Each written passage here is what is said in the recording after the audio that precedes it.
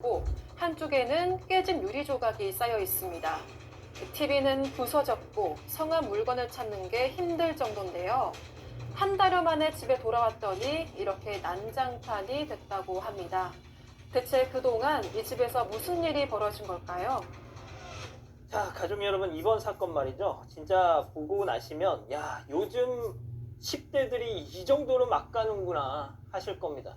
자, 제보자께서는 지난달 중학교 3학년에 올라가는 첫째 아들만 빼고 아내 그리고 다른 두 자녀와 함께 해외에 있는 처가에 다녀오셨대요. 가족 행사도 있어서 겸사겸사 한 달 반 정도 집을 떠나 있었다는데, 자, 그런데 귀국한 날 집에 갔더니 정말 쑥대밭이었다. 네, 그렇습니다. 제보자의 첫째 아들은 16살로 이제 중학교 3학년에 올라가고요. 그 밑으로 딸이 2명이 더 있어서 딸 아버지신데요. 이 두 딸과 아내만 데리고 해외에 있는 처가에 다녀왔습니다. 아들한테도 같이 가자 했더니 저는 가기 귀찮아요. 그냥 여기 있을래요. 라고 얘기를 해서 사춘기니까 그럴 나이다 라고 생각이 들고 그러면서 이제 그러면 집에서 한 이틀만 있다가 할아버지 댁에 가라 라고 얘기를 해서 해주고 체크카드를 주고 돈이 필요하면 곧 전화를 해라 그럼 붙여주겠다라고 얘기를 했고요. 집에는 또 홈캠도 있었기 때문에 걱정을 하지 않았다고 합니다. 그런데 최근 귀국해서 집에 들어와 보니까 그야말로 집이 쑥대밭인데요. 옷이며 세간살이가 다 헤집어져 있고 매트리스, 이불, 소파에는 담뱃불 자국이 있고 화장실에는 오물이 가득, TV는 산산조각 부서져 있고 중문도 망가져 있고 유리는 깨져 있고 방문도 부서져 있고 정말 제대로 된 걸 찾기 어려웠다고 합니다. 자, 중2병이라고 하잖아요. 중2 아들이 혼자 있는 게 더 좋다고 하고 사춘기니까 친구들 만나고 싶어서 엄마 아빠랑 안 가고 싶은 거겠지 싶어서 아들을 믿고 그리고 또 금방 할아버지 댁에 가기로 약속을 했으니까 안심하셨대요. 자, 그런데 대체 그동안 무슨 일이 집에서 벌어졌길래 아까 보신 것처럼 저 지경이 된 것이냐? 체크포인트 짚어보죠.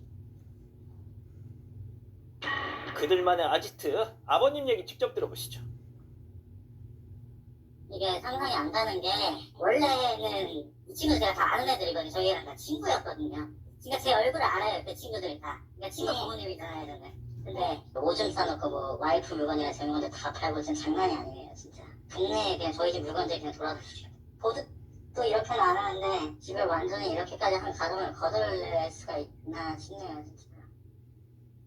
자, 저희가 차마 다 방송에서 보여드릴 수 없을 만큼 집이 완전히 박살이 났습니다.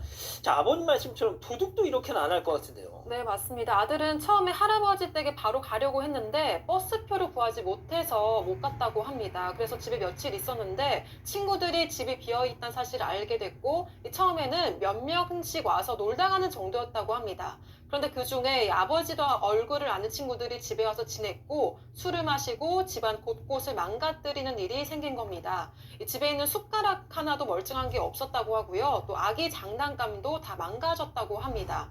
신기하게도 멀쩡한 건 이 냉장고와 전자레인지 뿐이었다고 하는데요. 또 아들에게 비상CS라고 준 카드를 친구들이 치킨집 또 국밥집에서 쓰기도 했습니다. 일탈이라고 하기에는 점점 더 심각한 이야기들이 나왔는데요. 아들은 계속해서 할아버지 집에 가려고 했지만 친구들이 집을 아지트처럼 쓰고 있어서 가고 싶어도 갈 수 없는 상황이 됐었습니다. 심지어 친구들은 돈이 부족하면 집에 있던 옷과 물건들을 중고 사이트에 팔아서 돈을 마련하기도 했습니다.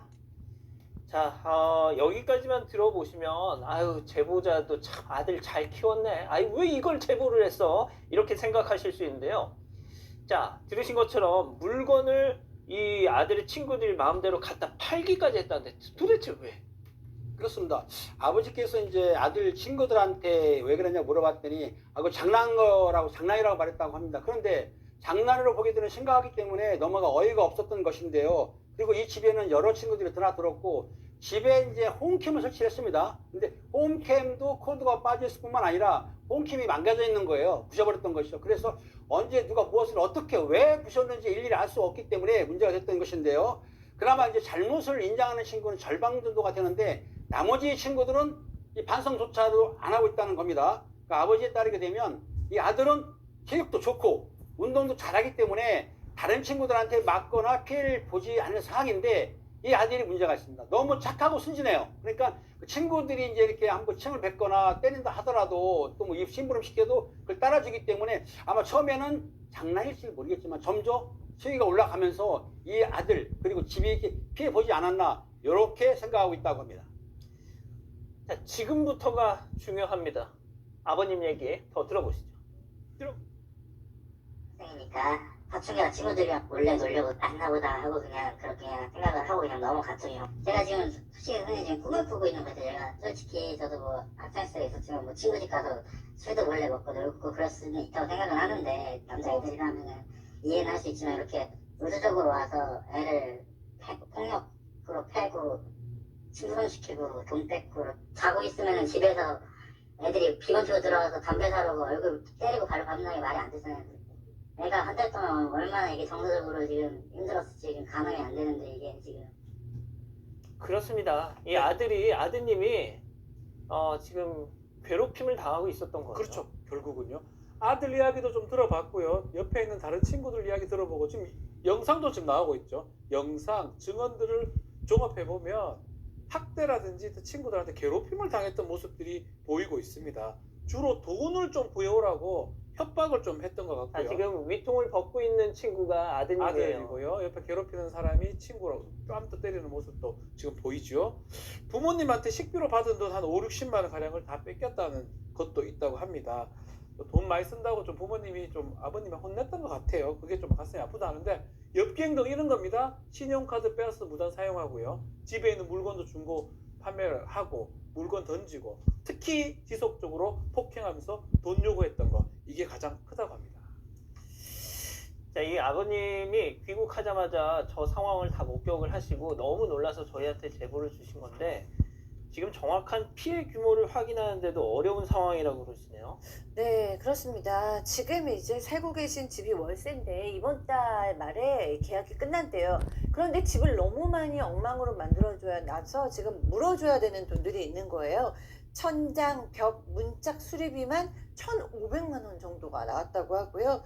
중고로 판매된 옷이나 가전제품은 한 500만 원 정도, 그리고 그 뭐 집기나 옷이나 가구나 가전 이게 훼손된 건 추정하기도 불가능한 정도라고 얘기를 합니다. 그러니까 맨 처음에는 외국에 있을 때 해외에서 경찰에 전화를 받았는데 지금 신고가 들어왔는데 너무 심해 집에서 시끄럽게 하고 뭐 시끄럽다고 신고가 들어와서 봤더니 뭐 술판이 벌어졌더라. 그래서 집으로 전화하니까 아들이 내가 술 먹고 그렇게 술판을 벌인 거야 라고 얘기해서 다시는 그러지 말라고 그냥 혼냈대요. 그리고 나서 할아버지 집으로 꼭 가라고. 그래서 할아버지 집으로 아들은 갔는데 그 후에 아들이 없는 집까지도 이렇게 들어와서 모든 집기를 다 이렇게 훼손하고 망친 겁니다. 자, 다시 한번 정리를 해볼게요. 그러니까 이 아이가 할아버지 집으로 갔어요. 빈집이잖아요. 이 자식들이 그 빈집 비밀번호를 누르고 들어가 남의 집에서 저 짓을 또 한 겁니다. 자, 그리고 제가 또 하나 좀 말씀드리고 싶은 게 심지어 이제 아들한테서 막 뺏었어요, 이놈들이. 더 돈이 안 나와. 그러니까 심지어 이 아들을 불법 촬영을 해가지고 그걸 또 어디다 팔아먹었어. 네. 그래서 그 돈으로 또 지들 이익을 취하고 이런 녀석들을 어리다고 봐줘야 됩니까? 중3입니다. 16살. 당연히 촉법소년이 지나가면 처벌 가능하고요. 촉법소년이라고 하더라도 소년보호처분이 가능한 상황인데 일단 아버지가 학교하고 친구 이 사람이 다니는 학교에 이 사실을 알렸다고 합니다. 근데 이제 가해 학생 학교에서는 계약할 때까지 기다려라 라고 하고 제대로 된 연락이 없는 것, 즉각 조치가 좀 필요한 것 아닌가 생각이 좀 드는데요. 결국 아마도 학교에서는 이 상황을 좀 크게 만들지 않으려고 하는 거 아니냐, 아버지는 이렇게 생각을 하고 있고요. 가만히 있을 수 없죠. 큰 범죄입니다. 폭행, 특수폭행, 절도, 재물손괴 등등 여러 가지 혐의로 경찰이 지금 고소한 상황이고요.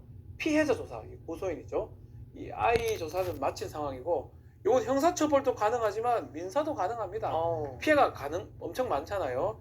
이 중3짜리 이 아이들이 갚을 능력이 없으면 법정 대리인인 부모가 또 갚아야 됩니다. 부모를 상대로 지금 돈이 1,500, 500, 집기는 추산 불가인데 그래도 대략 추산을 해가지고 손해배상 청구까지 가능하니까요. 아마 민사 형사 아마 법적 책임을 물어야 될 것 같습니다. 아까 그 침 뱉는 영상 다시 한번 좀 보여주실래요? 제가 이게 설명을 좀 드려야 될 것 같아요.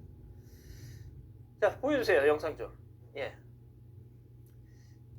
자, 지금은 이제 뭐 집 안에서 이렇게 막 발로 차고 얼굴 때리고 뺨 때리고 하는 장면이고, 자, 또 이게 무슨 영상이면 그 가해자들이 피해자들한테 침을 뱉는 거예요. 예, 피해자에게. 근데 저 영상을 보면 그 아이가 그냥 웃고 있어요. 제가 그래서 웃고 있는 게 좀 이상해가지고 물어봤죠. 왜 웃고 있어요? 그랬더니 저 영상을 제보해준 저 친구가, 저 피해자의 친구가, 아니 기자님 그러면 웃고 있어야지 저기서 화를 내면 어떻게 하겠어요? 더 맞는데. 지금 저 영상은 지금 자고 있는 그 친구한테 막 물을 뿌리면서 지들끼리 키득키득도 뭐 이렇게 그러는 거예요. 아, 이놈의 자식들은 진짜, 예.